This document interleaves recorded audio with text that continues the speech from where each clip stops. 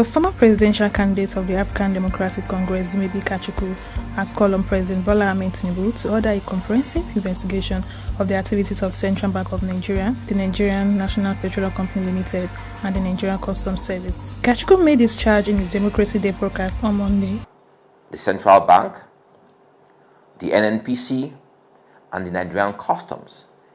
Every other sphere of our economy derives from these three pillars. Those three pillars are the most corrupt pillars of our society. If the president has started working on the NNPC, he must at the same time also, on the CBN, he must at the same time also spread his tentacles to the NNPC and Customs.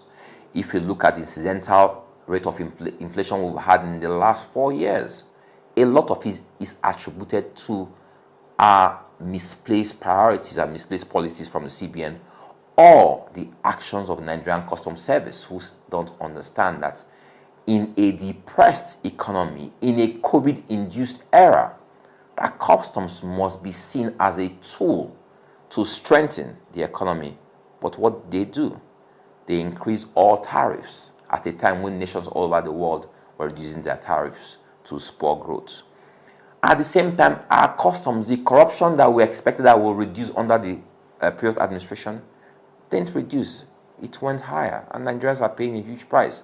We know that that is the first point of contact for our economy, and as such, any time there's corruption there, it affects the price of goods and services in the rest of Nigeria. So I believe that the president must immediately act in NNPCL and in Customs and further investigate and interrogate all the activities of our CBN governor, the most political CBN governor we've had in the history of Nigeria. It will be recorded that President Bola Ahmed Tinubu has assured Nigerians that he will rebuild and boost the nation's economy. Tinubu in his address suggested that the probe of this institution will expose the level of corruption in the past few years, as well as help the new administration properly reform the economy of the country.